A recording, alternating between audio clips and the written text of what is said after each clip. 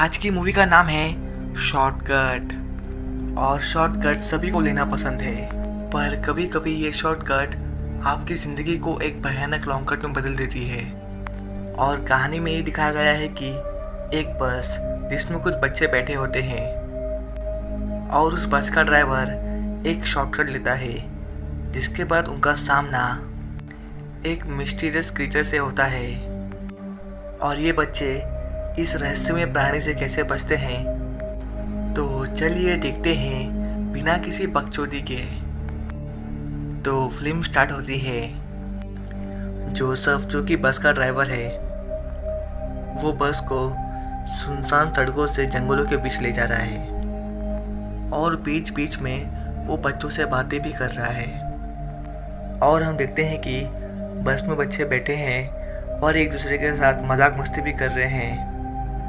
पर कुछ दूर जाने के बाद बच्चे और बस का ड्राइवर देखते हैं कि सड़क के बीच लकड़ियों का बहुत सारा ढेर पड़ा है और वहाँ पर एक बड़ी सी क्रेन भी होती है। और ये देखकर बस का ड्राइवर बस को रिवर्स लेकर दूसरे सड़क से ले जाता है। और उसी समय ये दिखाया जाता है कि चट्टानों के बीच एक इंसान का हाथ होता है। पर बस ड्राइवर जोसेफ उस रास्ते पर आगे बढ़ जाता है और हम देखते हैं कि जिस रास्ते पे जोसेफ आगे बढ़ रहा होता है, उस रास्ते पे बहुत सारा कोहरा होता है। लेकिन कुछ दूर आगे पहुंचने पर जोसेफ को बस रोकनी पड़ती है, क्योंकि सड़क के बीच एक जानवर मरा हुआ होता है। और जोसेफ बच्चों से कहता है कि तुम सब अंदर ही है ना, मैं अभी आता हूँ। जहाँ जोसेफ उस जानवर की लाश को घसीटते हुए सड़क किनारे रखता है, पर उसी वक्त पेड्रो नाम का आदमी उसे गन पॉइंट पे ले लेता है और जोसेफ को बस में आने के लिए कहता है। और बस में पहुंचने पर पेड्रो जोसेफ को बस चलाने के लिए बोलता है और कहता है कि मैं तब तक बच्चों से बात करता हूँ। और पेड्रो जब ये सब बातें बोल रहा होता है, तब वहाँ पर बैठा हुआ एक बच्चा जिसका नाम काल होता है, और वो सोच में पड़ जाता है और उसे याद आता है कि ये आदमी तो पेड्रो है जो कि टीनेज बच्चों को मारकर उनकी जीभ काट के खा जाता है। और ये बात उसे कुछ दिन पहले पता चलता है, जहाँ पर काल और उसके अंकल ये दोनों साथ में बैठकर ब्रेकफास्ट कर रहे होते हैं। तो उस वक्त उसके अंकल उसे इस आदमी के बारे में बताते हैं। और फिर पेड्रो सभी बच्चों को अपना सेल फोन खिड़की के बाहर फेंकने के लिए बोलता है, जहाँ सारे बच्चे अपना मोबाइल फ़ोन बस की खिड़की के बाहर फेंक देते हैं। पर एक लड़का जिसका नाम रेजी होता है, वो अपना सेल फोन बाहर नहीं फेंकता है और उसे अपने पास छुपा के रखता है। तभी पेड्रो रेजी के पास आता है और उसे बोलता है, तुझे मरना है क्या? मैं जेल में रह के आ चुका हूँ और मैं बिना हिचकिचाए तुझे मार भी सकता हूँ। ये सुनकर रेजी की फट जाती है और वो अपना सेल फोन पेड्रो को दे देता है। और पेड्रो कहता है कि तो चलिए जर्नी शुरू करते हैं, और आज की रात बड़ी लंबी और भयानक होने वाली है, तो जर्नी को एंजॉय करना। और सभी लोग बैठे होते हैं और कुछ दूर आगे पहुंचने पर बस के रास्ते में एक टनल आती है और बस उस टनल वाले रास्ते पर अंदर जाती है। और बस जब टनल के अंदर होती है तो अचानक से एकदम बस पूरी तरह से रुक जाती है। जोसेफ के स्टार्ट करने पर भी बस स्टार्ट नहीं होती। इस पर पेड्रो कहता है, ये क्या बकचोदी चल रही है, बस स्टार्ट करो जल्दी। जोसेफ बोलता है, अंधा है क्या, दिखता नहीं? बस स्टार्ट कर रहा हूँ लेकिन बस स्टार्ट नहीं हो रही। तब पेड्रो एक लड़की जिसका नाम क्वीनी होता है, उसे पकड़कर जोसेफ को कहता है, क्या मैं इसे मार दूँ? तो जोसेफ बोलता है, नहीं मैं देखता हूँ, शायद मोटर में खराबी हो। फिर जोसेफ, पेड्रो और क्वीनी ये तीनों बस के बाहर निकलते हैं और ये लोग बस को देखते हैं, जहाँ पर कुछ देर बाद जोसेफ पेड्रो से कहता है, मुझे नहीं समझ रहा कि बस में क्या हुआ है और आखिर क्यों बस रुक गई है।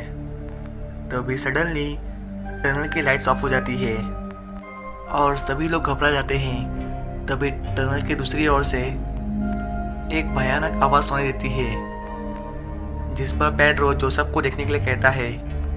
और जोसेफ उस आवाज़ की ओर बढ़ता है और वो देखता है कि साला जादू का बड़ा भाई चतर उड़कर ये सारी आवाज़ें निकाल रहा था। और ये जानवर जो कि दिखने में जादू का बड़ा भाई लगता है, जोसेफ की ओर बढ़ता है और जोसेफ को मार डालता है।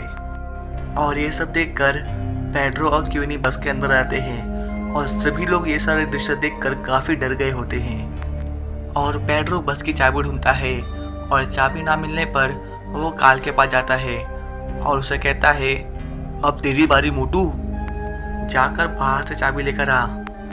और ये सब देखकर नोलैन कहता है कि मैं जाता हूँ चाबी लाने के लिए। कि तभी बेस बस के बाहर निकलती है और डरते हुए वो जोसेफ के पास जाती है और उसकी लाश में से वो बस की चाबी निकालती है और पहली फुर्सत के बिना ही भागते हुए वो बस में चली जाती है। और फिर पेड्रो रेजी को बस चलाने के लिए कहता है क्योंकि उसे चलाना आता नहीं है। पर जब रेजी बस स्टार्ट करता है तो उससे भी बस स्टार्ट नहीं होती, जिस पर पेड्रो गुस्से में कहता है, फक, जल्दी से बस स्टार्ट करो।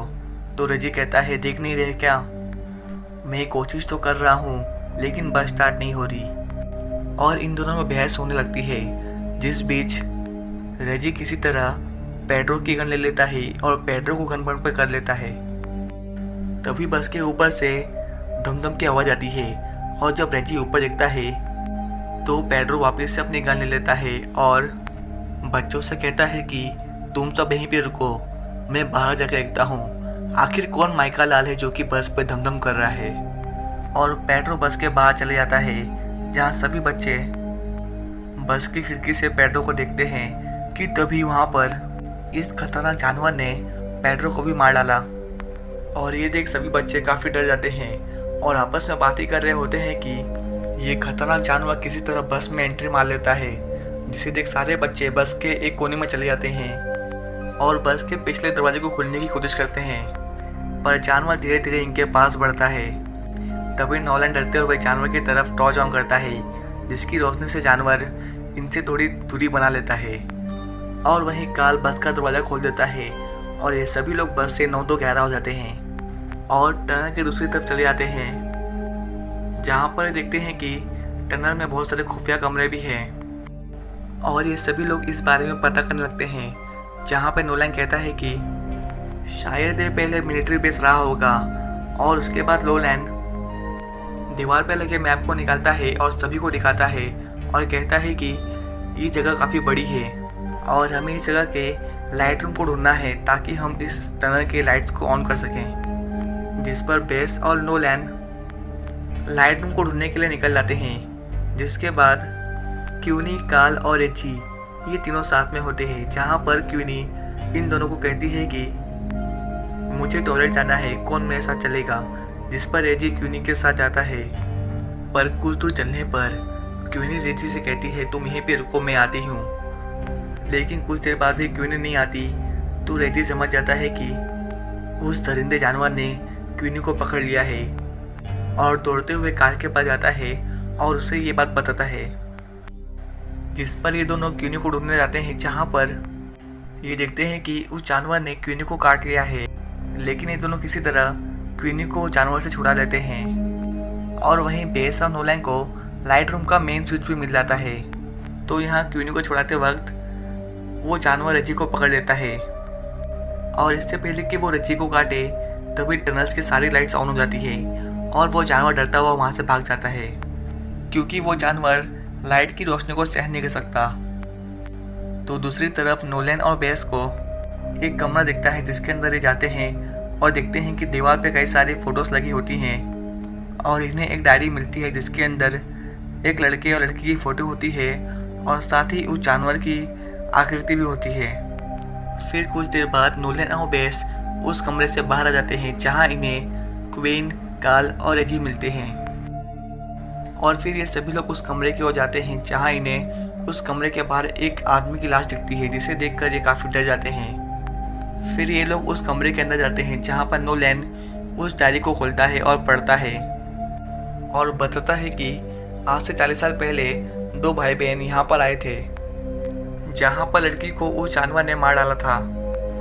और ये दोनों भाई बहन यहाँ पर इसलिए आए थे ताकि इन्हें एडवेंचर और ट्रैवलिंग करना पसंद था पर इन्हें ये नहीं मालूम था कि उस टनल के अंदर एक खूंखार जानवर रहता है।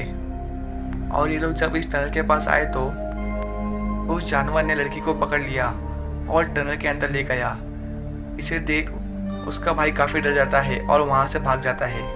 और कई सालों बाद जब वो लड़का बूढ़ा हो जाता है तब वो बदले की आग में इस टनल में आता है और इस टनल का नक्शा बनाता है। और इसी के साथ वो उस जानवर की तस्वीर और उसे मारने के लिए एक हथियार भी बनाता है। लेकिन एक दिन जब वो आदमी रेडियो फ्रिक्वेंसी चेक कर रहा होता है तभी वहाँ पर वो खूंखार जानवर आ जाता है और उसे मार देता है। जिसके बाद ये सभी लोग आपस में कहते हैं अब हम सब मिलकर इस जानवर को मार डालेंगे और यहाँ से निकल जाएंगे।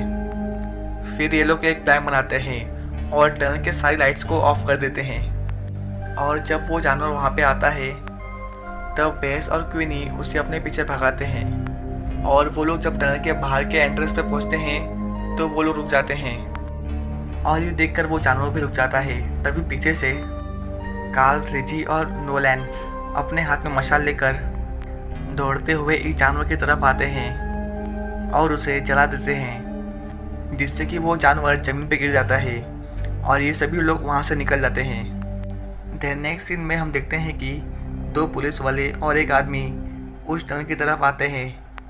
और जब वो आदमी उस टनल के अंदर आता है तो उसे किसी जानवर की आवाज़ आती है, जिसे सुन के उसकी पैंट गीली हो जाती है और वो डर जाता है।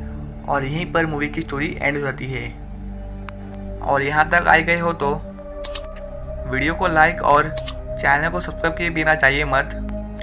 और अगर आपको मूवी से रिलेटेड कोई भी सजेशन या रिव्यू देना होगा तो कमेंट बॉक्स में बेझिझक कमेंट कीजिए।